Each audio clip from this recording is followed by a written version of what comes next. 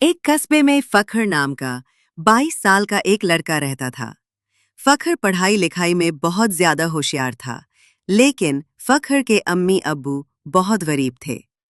जब फखर का कॉलेज जाने का नंबर आया, तो उसके अब्बू कमर साहब ने अपने बेटे फखर से कहा, बेटा, हमसे यहाँ तक हो सका हमने तुम्हें पढ़ाया लिखाया, लेकिन इससे आगे हम तुम्हें नहीं पढ़ा सकते। लेकिन क्यों पापा?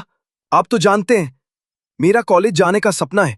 मैं पढ़ लिख कर बड़ा आदमी बनना चाहता हूँ। फखर की बात सुनकर फखर की अम्मी अनीला ममता भरी नजरों से फखर की तरफ देखकर बोलीं, हर माँ बाप यही चाहते हैं बेटा कि उनका बेटा बड़ा होकर अच्छे कॉलेज में जाए और अपने माँ बाप का नाम रोशन करे। लेकिन तुम तो जानते हो, इन्हीं हाथों से मजदूरी करके हमने तुम्हें यहाँ तक पढ़ाया है। कॉलेज की फीस का बोझ अभी हम नहीं उठा सकते। कोई बात नहीं मम्मी, मैं पापा का दर्द समझता हूँ। मैं जानता हूँ कि पापा ने एक एक रुपया जमा करके मुझे इंटर तक पढ़ाया है। लेकिन अब मैं बड़ा हो गया हूँ, मैंने इतनी तालीम हासिल कर ली है कि अब मैं बच्चों को पढ़ाकर अपनी कॉलेज की फीस निकाल सकता हूँ। पूरे गांव में सिर्फ तुमने ही इंटर किया है बेटा, वरना तुम तो जानते ही हो, हमारे गांव के मुखिया किसी भी माँ बाप को अपने बच्चों को पढ़ाने की सलाह नहीं देते। इस कस्बे में जिसने भी पढ़ाई के बारे में सोचा, मुखिया ने हमेशा उनके कान भर दिए। तुम्हारी मम्मी बिल्कुल सही कह रही हैं। अरे, लोग तो तालीम के फ़ायदे बताते हैं, लेकिन हमारे गांव का मुखिया तो तालीम के नुकसान गिनाने लगता है। वो कहता है कि पढ़ लिख जाने के बाद लोग बेकार हो जाते हैं, किसी काम के नहीं रहते, मेहनत करने से जी चुराने लगते हैं और मजदूरी करने में उन्हें शर्म आने लगती है। बेटा, अब मैं चाहती हूँ कि तुम अपने पापा के काम में हाथ बटाओ। अब तुम्हारे पापा बहुत थक चुके हैं। आपको क्या लगता है मम्मी? मैं नहीं चाहता कि पापा आराम से बैठे, लेकिन आप ही बताइए, आप क्या चाहती हैं? क्या मैं भी पापा की तरह मजदूरी करूं? नहीं मम्मी, मैं कुछ अलग करना चाहता हूं। इतना कहकर फखर वहां से चला जाता है। कमर साहब अपनी पत्नी की तरफ देखते हुए बोले, कोई बात नहीं, वो कुछ अलग और नया करना चाहता है तो इसमें गलत क्या है? मेरा मन कहता है मेरा बेटा कुछ न कुछ बड़ा करेगा। अगले दिन फखर अपना बैग पैक करके शहर जाने की तैयारी करने लगा। कहाँ जा रहे हो फखर? मैं शहर जा रहा हूं मम्मी। शहर में मेरा दोस्त टोनी रहता है। मैं उसके साथ उसके कमरे में रह लूंगा और वहां मुझे ट्यूशन पढ़ाने के लिए बहुत सारे बच्चे भी मिल जाएंगे। आप दोनों चिंता मत कीजिए। जैसे ही सब कुछ ठीक हो जाएगा, मैं हर महीने आप लोगों को पैसे भेजता रहूंगा। इतना कहकर फखर अपने घर से निकल गया। फखर बस स्टैंड पर पहुंचा ही था कि तभी वहां गांव का मुखिया टहलते हुए आ गया। फखर को देखकर मुखिया मजाक उड़ाने वाले अंदाज में बोला, क्या हाल है फकर? कहाँ जाने की तैयारी है? मैं शहर जा रहा हूं मुखिया जी। हाँ, मैंने सुना है तुम शहर जाकर कॉलेज में तालीम हासिल करोगे। तुम नई पीढ़ी के बच्चों में तो शर्म नाम की कोई चीज बची ही नहीं। बाप मजदूरी करते करते बूढ़ा हो गया है और उसकी मदद करने के बजाय तुम शहर में मौज मस्ती करने जा रहे हो। अपनी हद में रहिए मुखिया जी। आप क्या चाहते हैं कि मैं भी अपने पिताजी की तरह जिंदगी भर मजदूरी करता रहूं? नहीं, मैं अपनी आने वाली पीढ़ी को इस मुसीबत का सामना नहीं करने दूंगा। इतना कहकर फखर बस में चढ़ गया और कुछ ही घंटों में वो शहर पहुंच गया। शहर में वो जैसे ही अपने दोस्त टोनी के पास पहुंचा, टोनी उसे अचानक देखकर चौंक गया। क्या बात है फकर? तुम अचानक यहाँ कैसे आ गए? फखर ने सारा मामला टोनी को बता दिया। मुझे ये कहते हुए अच्छा तो नहीं लग रहा है, लेकिन मैं तुम्हारी मदद नहीं कर सकता क्योंकि मेरा रूम पार्टनर 2 दिन बाद यहाँ आ जाएगा। कोई बात नहीं, मैं यहाँ जमीन पर बिस्तर बिछाकर सो जाया करूंगा। वैसे भी तुम और तुम्हारा रूम पार्टनर तो कॉलेज चले जाते हो। मैं सुबह शाम बच्चों को ट्यूशन पढ़ा लिया करूंगा और तुम्हारे साथ कॉलेज भी चला जाया करूंगा। मुझे माफ करना फक, ये बातें कहने में अच्छी तो लगती हैं, लेकिन सच तो ये है कि 3 लोग एक ही कमरे में एडजस्ट नहीं हो सकते। तुम्हें यहाँ से जाना होगा। और वैसे भी तुम्हें अपने माँ बाप को गांव में अकेला छोड़कर यहाँ नहीं आना चाहिए था। अब जाओ, वापस जाओ और जाकर उनके साथ मजदूरी करो। फखर मुंह लटकाकर वहां से चला गया और फुटपाथ पर बैठकर सोचने लगा। अगर गांव वापस चला गया तो सभी लोग मेरा मजाक उड़ाएंगे। समझ में नहीं आता अब मैं क्या करूं, कहाँ जाऊं। फखर काफी देर तक गहरी सोच में गुम रहा। कुछ वक्त बाद एक बूढ़ा आदमी फखर के पास आकर बोला। मैं काफी देर से देख रहा हूं, तुम फुटपाथ पर अकेले बैठे हुए हो। कोई परेशानी हो तो मुझे बताओ।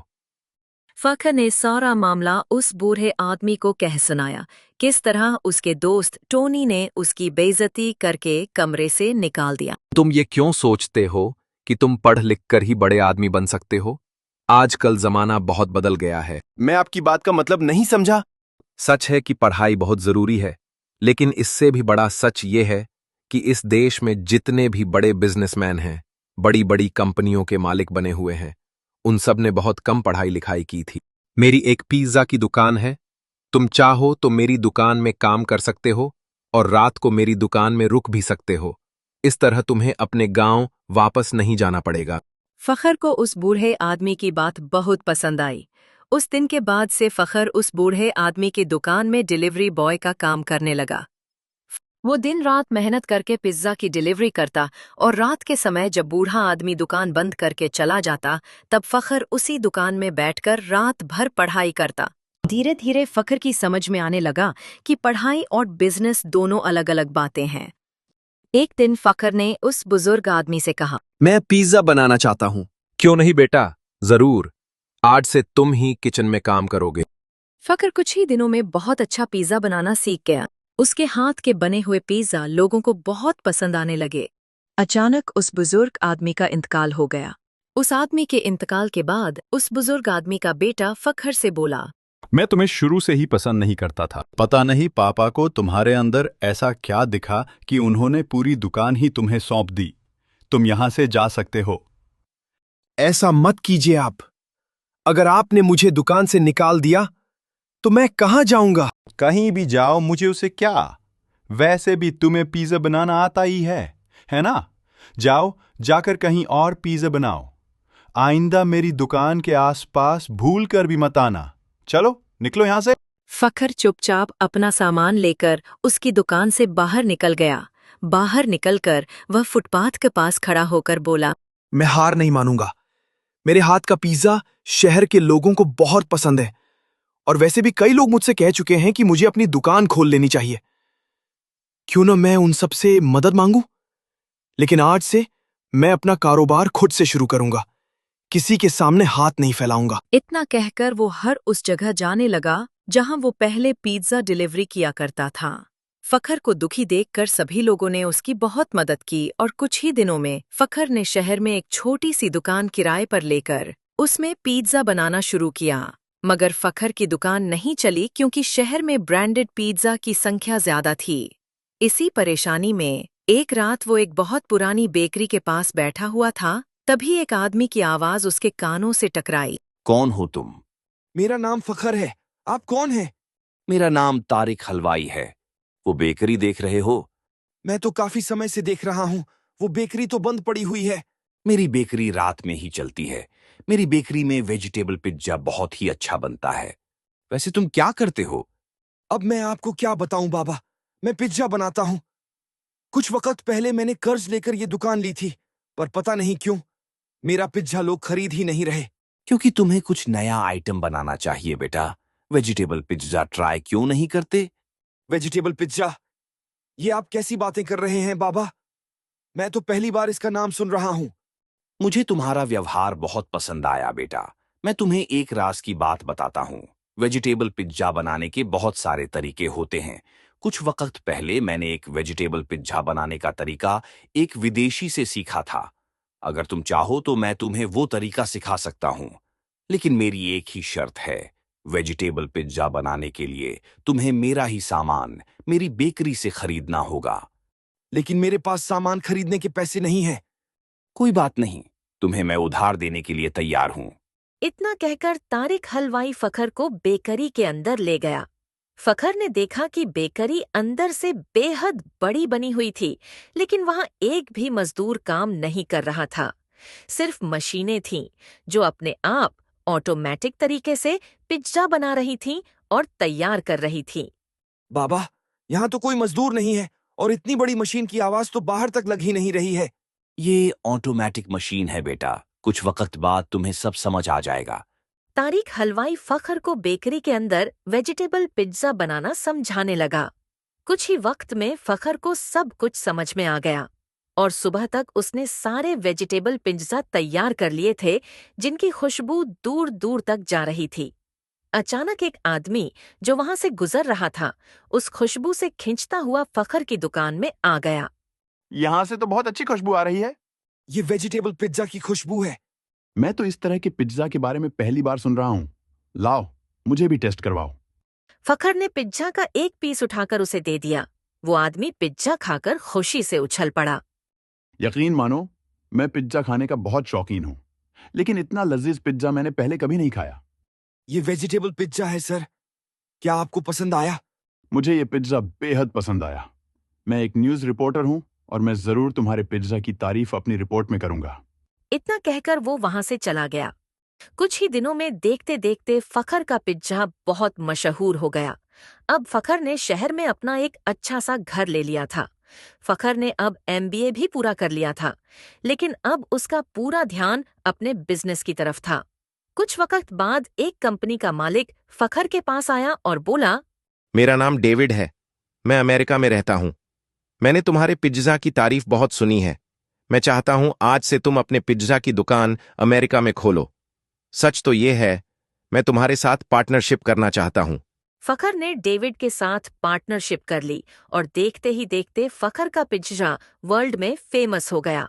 कुछ वक्त बाद फखर को बेस्ट बिजनेसमैन का अवार्ड भी मिला।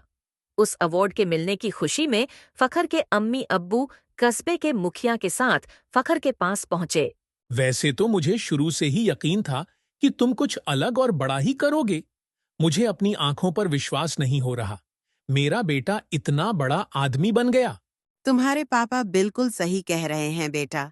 मुझे खुशी है कि तुमने उस वक्त मेरी बात नहीं मानी।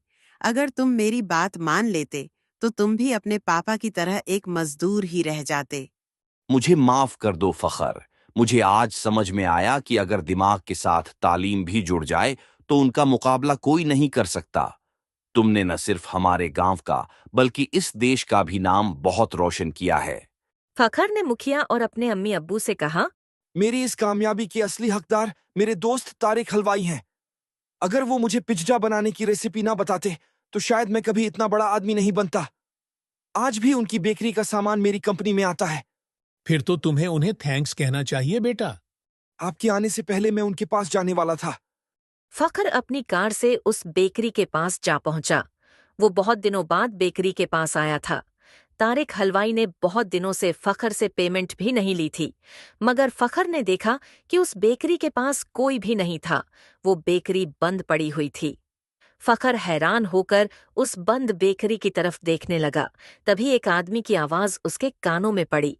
वहां क्या देख रहे हो? मेरा नाम फख्र है।